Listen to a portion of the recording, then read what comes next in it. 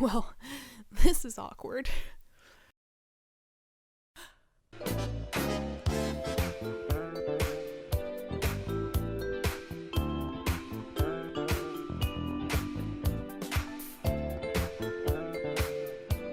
And all I've got to offer is sensitivity, intelligence, and charm.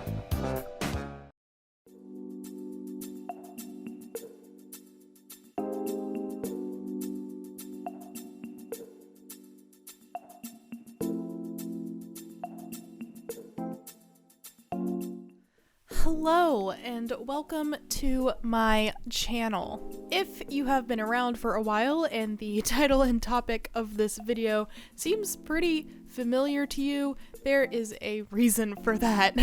Also, thanks for sticking around for so long. Today I am tackling a topic that I feel I did not do justice when I first talked about it years ago. So let's talk about Naruto and generational trauma.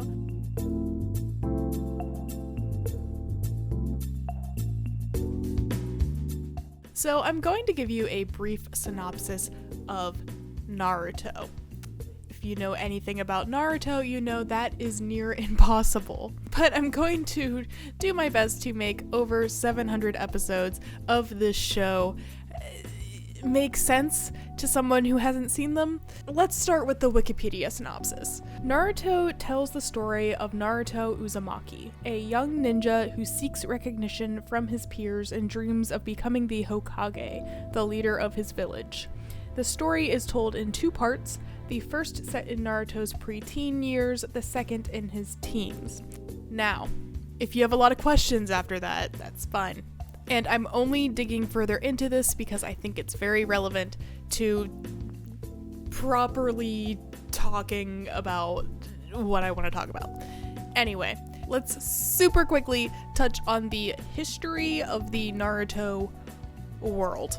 So the canon history of the world of Naruto is basically split up into various periods of war and peace. Things really get kicked off with the Warring States period, which is kind of exactly what it sounds like. The world was basically split up into a number of nomadic states or tribes that were kind of just constantly fighting with each other. The end of the Warring States period was also the beginning of ninja nations. Specifically, the creation of the Hidden Leaf Village ended the Warring States period. 内派に戦時はもちろんとしてサルトビ一族に志村一族も仲間に入りたいそうだからな。そろそろ里の名前も決めないとな。何か案あるか。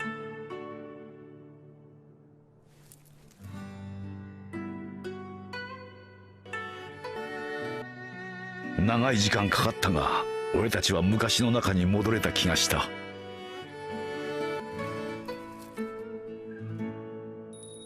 この葉学礼の里ってのはどうだ。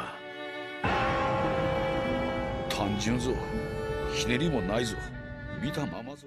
This period was followed by the first, second, third, and fourth Great Ninja Wars, with some peacetime sprinkled in between those. It's probably easiest to think of these as like world wars.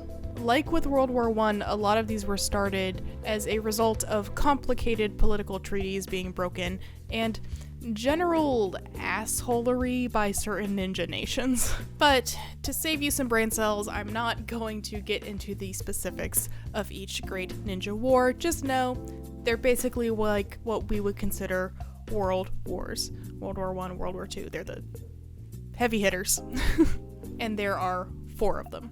So I considered cutting this part, but I think if you're coming into this video with very limited or no knowledge of Naruto, this could be helpful.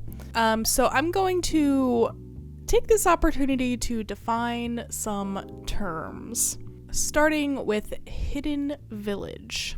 A hidden village is a village of ninjas that protects each nation. One hidden village per nation. For the sake of, I don't know, education, these are the various nations and their hidden villages. The Land of Fire has the Leaf Village. The Land of Wind has the Sand Village. The Land of Water has the Mist Village. The Land of Lightning has the Cloud Village. And the Land of Earth has the Stone Village. These are basically just militarized clusters of the nations. And all of the residents of these various villages are basically trained up as soldiers. Tailed beasts. Tailed beasts are 9 titanic living forms of chakra created by the Sage of Six Paths. If that definition means nothing to you, they are basically big weapons of mass destruction that were created by a guy a long time ago, and they're animals made out of energy. A Kage is the leader of a hidden village, kind of like the president of the military. The Leaf Village has the Hokage. The Sand Village has the Kazekage. The Mist Village has the Mizukage. The Cloud Village has the Raikage. And the Stone Village has the Tsukikage. Jinchuriki. Jinchuriki literally translates to the power of human sacrifice. These are humans who have a tailed beast sealed inside of them. For example, Naruto is the Jinchuriki for the 9-tailed beast. Anbu. The Anbu are a special assassination and tactical squad of ninjas. So if the hidden village is the military, the Anbu are basically like CIA, FBI, CIA, Navy SEALs maybe. I don't know. You get what I'm saying. They're like the special forces. Keki Genkai are special abilities inherited through bloodlines. Speaking of Keki Genkai, the Sharingan is a very powerful Keki Genkai inherited by the Uchiha clan. Keki Genkai? A Rinnegan is the rarest form of Geki Genkai. Those who have it are said to either be a god of creation or a god of destruction. It is passed on directly from the Sage of Six Paths, the founder of the ninja world. We mentioned him earlier, right? Not really. Don't worry about him. He's important. Yeah. And there you go. Now you are all educated on the terms and history of Naruto and the ninja world. All of this without mentioning the cultural significance of Naruto, from Toonami to the memes to the bullying. Ninjutsu, the art of stealth and perseverance. To follow this path, one must be strong in mind, body, and spirit. Ready. But the way is treacherous. Some will succeed, some will fail. But only one will rule the school. Naruto, 1-hour premiere Saturday, September 10th at 9. No guts, no glory. Only Toonami. David and I actually walked it down the aisle to one of the Naruto theme songs because we're very cool people.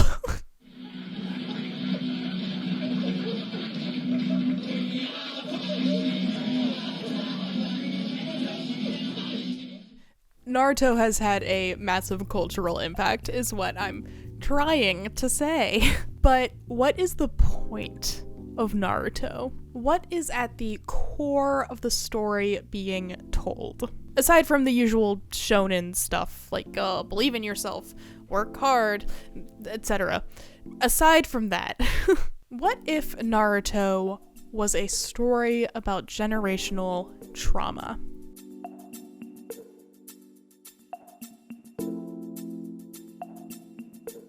Let's define generational trauma before we say anything else. David's back again, causing me problems. Editing Ellen, I'm so sorry. This is gonna be annoying.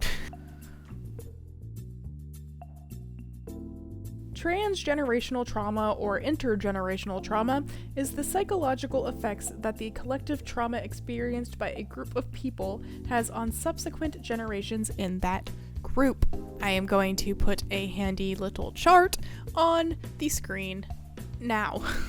I also, for all the nerds out there, want to make it clear that we are not talking about intergenerational genetic trauma transfer. What we are talking about is trauma affecting how someone interacts with those around them and how that behavior subsequently affects younger generations. Here is a quick history of intergenerational trauma theory.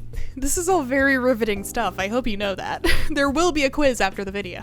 Intergenerational trauma was first recognized in the children of Holocaust survivors. In 1966, it was discovered that the grandchildren of Holocaust survivors were overrepresented by 300% among the referrals to a psychiatric clinic, in comparison to the general population. Since then, generational trauma has been noted in the descendants of all sorts of nasty stuff like slavery, genocide, refugees, survivors of domestic abuse, and honestly, any group that has experienced some sort of extreme collective distress. As far as criticisms of the theory go, all I could find in my research was a couple of assholes claiming that some people are just genetically inferior, and generational trauma is just a way to excuse that, which I'm not even going to entertain.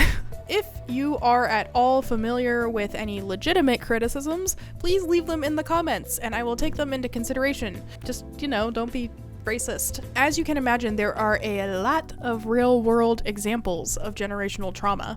The most obvious being those outlined above, genocide, war, slavery. But to get a bit more specific, there's also things like the PTSD suffered by the greatest generation after World War II, and how it wasn't treated, and how that has affected basically every American generation since. Self-reliance became the word. Alcoholism ran rampant. A lot of people in my parents' generation had fathers who were around, but not really present. German psychologist Iris Wengerman gives workshops for so-called war grandchildren, a term coined in 1990 to refer to people whose parents were significantly affected by a war when they were children. Iris states, "There is an emotional fog in many families, a kind of speechlessness." Wengerman says, adding that this is not really surprising in view of the horrors of war. If you want to deal with these feelings, you have to be able to regulate and endure them, the psychologist says, arguing that takes inner stability. But the generation of war children was often not able to develop such stability, which is why they may simply bottle things up as a kind of unconscious protective reaction. If you are about the same age as me, 27, you might recognize this in your parents and grandparents. Another example is redlining in African American communities, which to this day has had a major impact on the economic opportunities for this community. For more on that, I'm going to actually recommend 2 books. Both of them are pretty quick reads. The first one is The Color of Law by Richard Rothstein, and the second one is Post-Traumatic Slave Disorder by Joy DeGray. And I'm actually going to just real quick drop a little passage from Post-Traumatic Slave Disorder in here. All right, let's do a quick reading. The intergenerational perspective reveals the impact of trauma, its contagion, and repeated patterns within the family. It may help explain certain behavior patterns, symptoms, rules, and values adopted by family members, family sources of vulnerability, as well as resilience and strength, and job choices, following in the footsteps of a relative, a namesake, through the generations. Viewed from a family systems perspective, what happened in one generation will affect what happens in the older or younger generation, though the actual behavior may take a different form. Within an intergenerational context, the trauma and its impact may be passed down as the family legacy, even to children born after the trauma. You have to ask the question, did the trauma continue? Yes, so 300 years of trauma, no help, freed. No help, more trauma. If it's a sustained trauma, then the impact of that is also sustained. When we look at multi-generational trauma, we're looking at people who are maybe victims of natural disasters and their families and their children and generations of folks who have experienced war. And we know that there are residual mental, emotional, traumatic impacts. Our It is not hard to see how the African American community would be greatly impacted by generational trauma. Another quite famous example is the trauma suffered by Japanese Americans during World War II, to this day leading to insulated communities and a sort of distrust towards white Americans. Justifiably so. I grew up here in Los Angeles until Pearl Harbor. And then, as I think you know, Japanese Americans on the West Coast were summarily rounded up and sent into 10 barbed wire internment camps. I was 4 at the time of Pearl Harbor, and I was too young to really understand what was going on. But I still do remember that day when armed soldiers with guns, bayonets on them, came to our home to order us out. I remember that as a very scary day. And, you know, a child can sense your parents' anxiety. So we just talked about a lot of heavy stuff. It is a video about trauma. And with that said, if you need to pause this video, take some time for yourself, please do so, because we are going to make a hard left into Naruto right now. So do what you need to do. But we're about to start put in the pieces together. Yeah.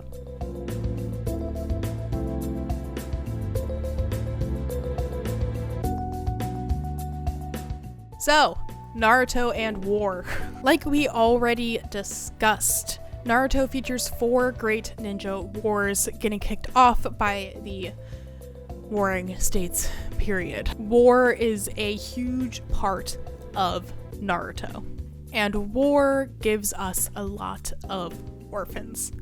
I would actually think it's fair to say that more characters in Naruto are orphans than are not.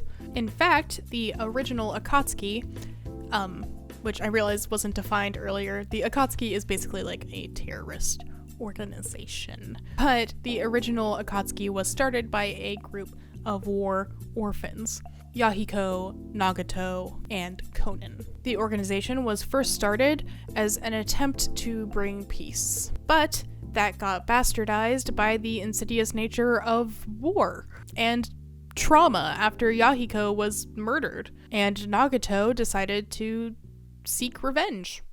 死体がなくなるわけねえんだ。強い奴は弱い奴から全てを奪う。下手ね。とにかく命まで奪うつもりはね。お前さっき子供をかばったろ。礼を言うぜ。あんたら物好きだね。急にやってき。俺たちはどうにも半蔵のやり方が生ぬるい気が。俺たちをあんたたちの舎弟にしてくれ。ダメだ。何？さっきあんたに長門とコナンだ。俺の名は伊達天の久助。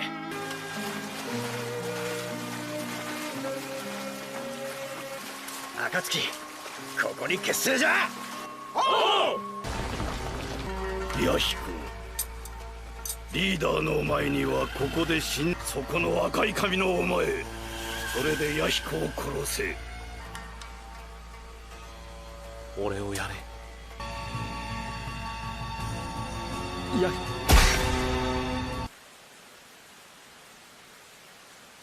コナンとこの世の救世主だ。お前だった。Our main characters, Naruto and Sasuke, are both orphans, and so is their teacher, Kakashi. A lot of these characters are carrying the trauma of losing parents. And when your village's greatest export is soldiers, that's kind of to be expected. These kids are brought up with war in mind. They are literally taught in school to be soldiers first, and go on their first missions, I think when they're, I want to say 11, and that's going to have a generational impact. I find it really interesting that Naruto does not shy away from showing things like PTSD. Most notably, the first example that comes to mind is Kakashi. As a child soldier, there were a couple situations that come up for Kakashi that result in some pretty severe PTSD that they really don't shy away from showing you. Notably, there is an instance where, I'm not going to go into the details, but it involves Jinchurikis and tailed beasts and a war and all that, but ultimately Kakashi ends up having to kill one of his closest friends. He's like 11. And we get this really powerful scene where he is trying to clean his hands like very vigorously, and keeps just saying it won't come off.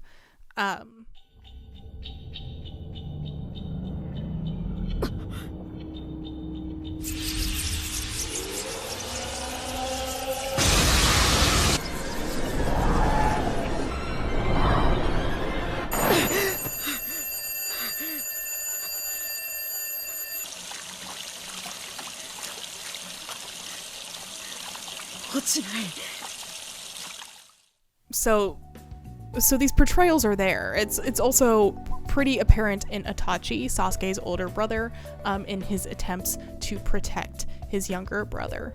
And then, of course, you see Kakashi and Itachi passing on those traumas to the next generation, Naruto and Sasuke. So we have a lot of orphans, we have a lot of PTSD, we have a lot of transgenerational trauma. But what about our characters who are not orphans, who have families? Are they faring much better? The answer might surprise you. So, as is often the case, family also plays a very big role in the intergenerational trauma of Naruto. Even kind of divorced from the war aspect of things, there's also just a lot of internal stuff going on. An example would be the Higa clan, whose harsh practices have greatly affected the lives of their children. The Higa clan basically has a primary family and a secondary family. The secondary family's job is to protect the primary family at all costs, resulting in the death of the character Neji's father, to protect the character Hinata's father, which of course leads to quite a bit of tension between these two literal children. You've been carrying a very heavy burden, having been born to the main branch of the Hyuga clan.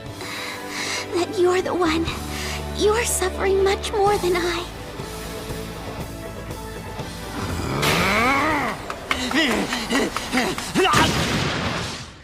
Hinata and Neji sort of end up breaking this cycle. Neji does, spoilers for Naruto Shippuden, giving you a second to pause. Neji does end up sacrificing himself, basically, to save Hinata, so... But in the way they relate to each other, they do kind of break that cycle of generational trauma. Probably most notably, and kind of the crux of the whole show, is the intergenerational trauma suffered by the Uchiha clan. It's kind of the catalyst for the whole thing. And without getting into too much detail, the prejudices against the Uchiha clan are kind of Naruto's version of race-based generational trauma. Uchiha are not trusted, they are treated like second-class citizens. The Leaf Village puts their compound like right next to the president's office, basically, so they can keep an eye on them. You can see the parallels here to real-world racism and the trauma resulting from that. The Uchiha do basically just get redlined. After playing a major role of even creating the Leaf Village, they are then kind of just tossed aside. Which obviously this comparison to real world race-based trauma has quite a few issues. It could use some work. I have notes. So I'm not saying it's good, but I'm just saying that's kind of Naruto's version of that. And aside from family-based generational trauma, there's also generational pressure. The three characters that immediately come to mind are Tsunade, Kakashi, and Naruto. Tsunade's grandfather was the first Hokage, so there's quite a bit of pressure there to perform, and Kakashi's father was like this super famous, super talented ninja, world famous, who also kind of committed a lot of horrible war acts. So that pressure is really on his son. Father, I had always wanted to ask you something. I wanted to know why you, the White Fang of the Leaf, willingly chose to ignore the village code, to abandon a crucial mission in order to save your comrades. Instead, You were dishonored and committed suicide. It made me so bitter.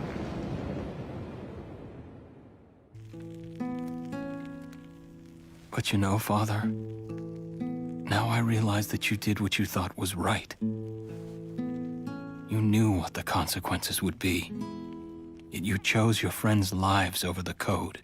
And I'm proud of you for it.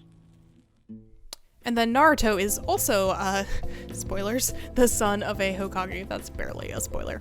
That pressure is definitely there. So you have this family-based generational trauma as well as this family-based generational pressure to perform.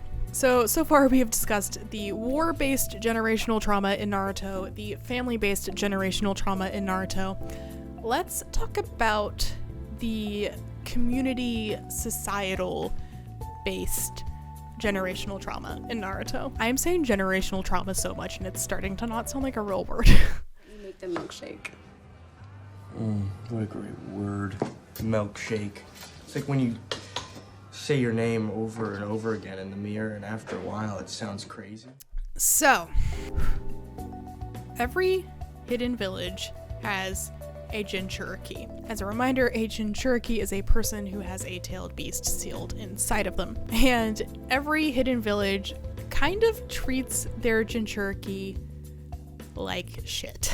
They are treated as a threat within their community, and they are completely ostracized. ほら、あの子でしょ? おい、あいつとは遊ぶんじゃないぞ。何されるかわかんねえからな。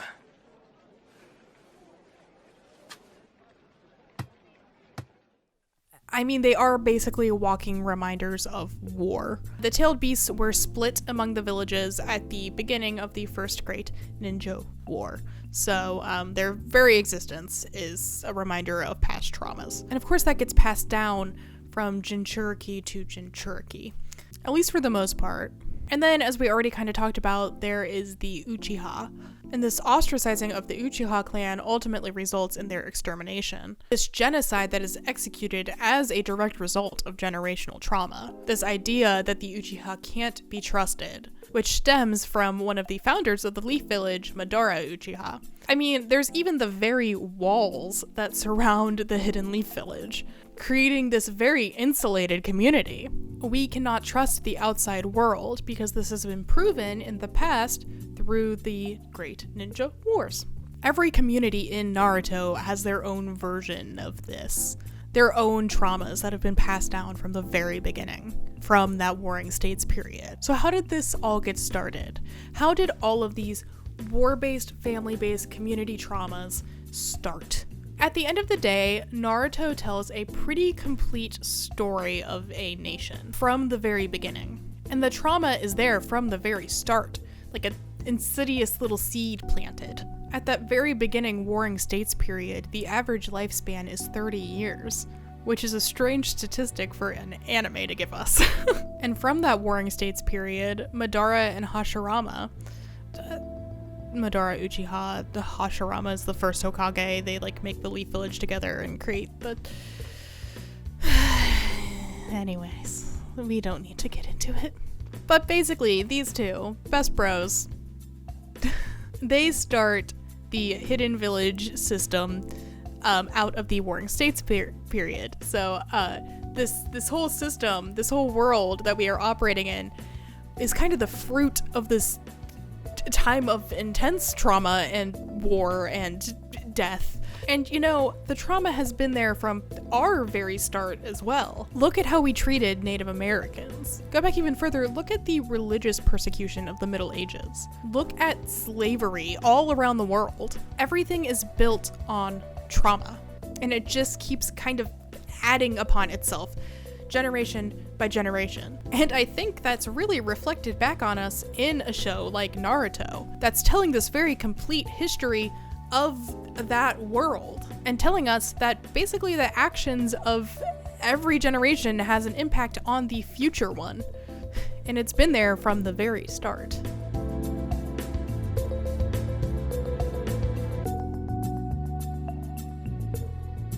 So Naruto has a lot going on. It's almost 800 episodes long. Actually, it might be more. I don't remember exactly.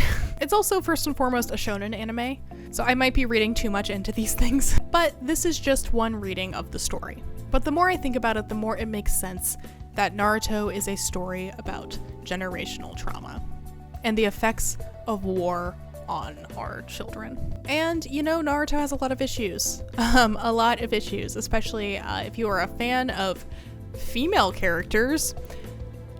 Sorry about Naruto. But I like it. I think it's really popular for a reason. I think it's had the cultural impact that it has for a reason. I mean, I obviously like it. I have the Leaf Village symbol engraved in my wedding band. That's not a joke, unfortunately. And if you have the time to watch 800 episodes of an anime, may I recommend Naruto.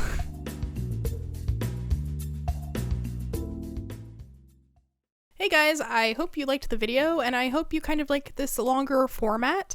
As I mentioned in my previous videos, we are moving to a monthly schedule with longer videos, and I hope that just really butters your biscuit. Ew. I'm sorry if this video was confusing. There was just a lot to talk about. I hope it all made sense. It's also almost definitely going to get demonetized. We talked about a lot of heavy stuff. So if you would like to support the channel, you can become a patron. There should be a link in the description. I also sell some merch, also linked in the description. I would really appreciate it. Also, if you like the video, you can also give it some engagement. That is also super helpful. Give it a thumbs up, comment, subscribe, all that yummy good stuff. Ew, I'm saying the grossest things. If you did not like the video, I'm sorry. That must be really hard. Bye.